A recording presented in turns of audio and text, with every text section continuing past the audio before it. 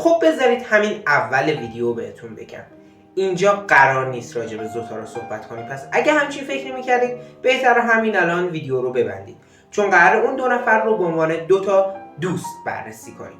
خوش اومدین به چنل آواتارلند زی، جایی که هفته‌ای 2 بار، البته تو فصل امتحانا یه بار دنیای آواتار رو میشکافیم و روزی 2 بار میم و فکت راجبش میذاریم، البته اگه اینترنت بد نباشه.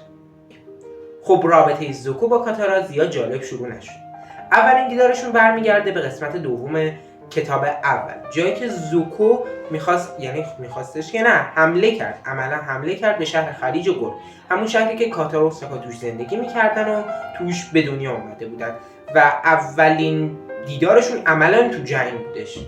توی دیدارهای بعدی مثلا دومین دیدارم توی کشتی جنگی زوکو بود، وقتی کاتارا و ساکا میخواستن آنگ رو از دست زوکو نجات بدن، البته آنچنان دیدار مستقیمی نبود.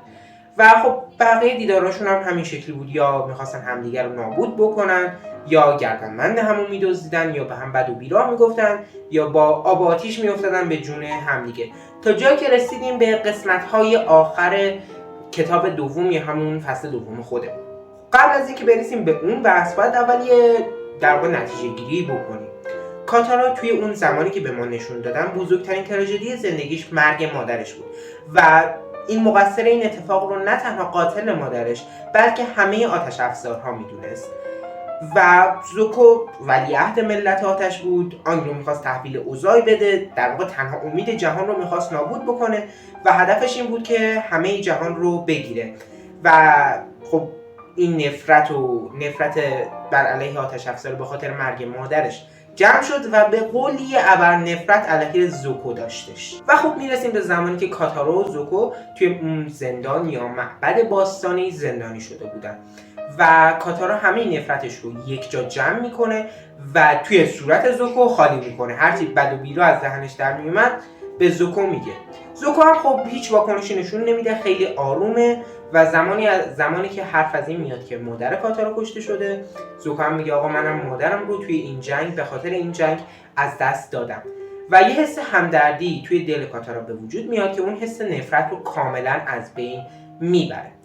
این حس همدردی بعداً توی چند دقیقه بعدش تبدیل میشه به حس اعتماد، جایی که میخواست زخم صورت زوکو رو درمان بکنه و وقتی که زوکو توی اون تصمیم گیری نهایی گیر میکنه و تصمیم اشتباه رو میگیره و عملاً باعث مرگ تقریبی آنگ میشه و هر چیزی که به دست آورده بود گروه گنگ نابود میکنه، کاتارا دیگه نمیتونه به زوکو اعتماد کنه و اون حس همدردی، اون چیزی که بهش داشت و از بین میره و یک نفرت دیگه بر اون نفرت قدیمیش که دوباره زنده شدن اضافه میشه.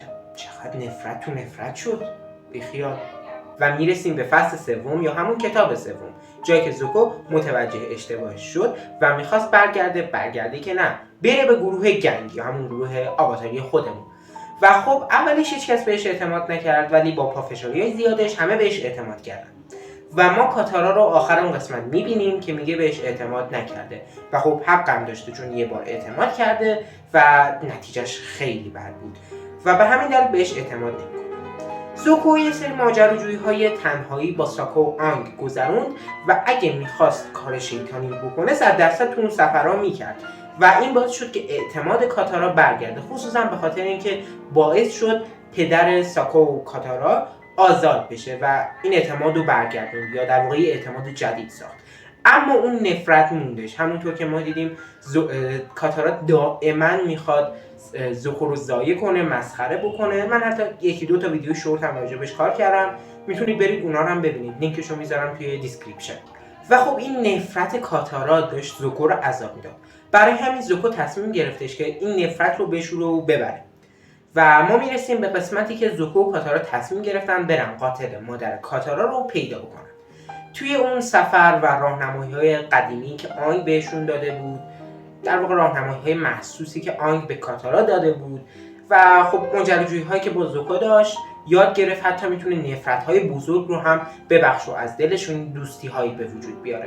آخر قسمت خود کاتارا میگه که اون قاتل مادرشون رو نبخشیده اما زوکو رو بخشید و خب این بخشش ادامه پیدا میکنه و یکم رابطهشون بهتر میشه تا جایی که میرسیم به دوئل زوکو با آزولا. جایی که زوکو تصمیم میگیره وقتی که آزولا داره جر میزنه، آزولا داره به کسی دیگه به غیر از زوکو حمله میکنه، زوکو فداکاری بکنه و بپره جلوی ساقه و جون کاتارا رو نجات بده و کاتارا آزولا رو شکست داد. و وقتی که کاتارا زوکو رو ترمیم کرد، ما کاملا متوجه شدیم که رابطه دوستانه بینشون شکل گرفته و قرار بهتر از اینها هم بشه و اون نقطه‌ای که زوکو برای کاتارا فداکاری کرد در واقع نقطه اوج شروع رابطه دوستانه اون دوتا بودش. بعدش میرسیم به کمیک بوک ها، اون کمیک بوکی که زوکو میخواست بره دنبال مادر گم شدهش و خب کمبود خانواده میکرد، واقعا هیچ خانواده‌ای نداشت. خواهرش که بیمار روانی تو تیمارستانه، پدرشو که زندانی کرده چون یه بیمار روانیه که میخواد کل دنیا رو بگیره و مادرش رو هم که از دست داده. از دار و ندار دنیا فقط یه عمو داره، اونم عشق چاییه. خب حالا که تا اینجای ویدیو رو دیدی، یه لایک و کامنت و فالو فراموش نشه که این صدای رفته من دوباره برگرده. خیلی ممنونم. توی سفر که زوکو، آزولا و گروه گنگ دارن تا مادر زوکو و آزولا رو پیدا بکنن، خب زوکو میخواد با تقلید از ساپا یک رابطه خواهر برادری خودش رو با آزولا بازسازی بکنه و آزولا رو درمان بکنه، اما توی این کار موفق نمیشه و توی ماجراجویی‌های بعدی که داشتن ما دیدیم که این دو نفر چقدر رفیق‌های خوبی برای هم دیگه هستن و انگار که خواهر و برادرن. میدونیم چی میگم؟ نه خواهر و برادر تنی مثل ساکا و کاتارا که خاطرات مشترک زیادی با هم دارن و انقدر با هم دیگه صمیمی‌ان. خواهر و برادر به اون شکلی که شما مثلا به بهترین رفیقتون میگید آبجی، میگید داداشی، به اون شکل خواهر و برادرن و خب این حداقل نظر منه. و توی فیلم جدید آنک هم که دیدیم توی بزرگسالیشون هیچ مشکلی بینشون نبود و واقعا رفیقای خوبی برای هم دیگه بودن.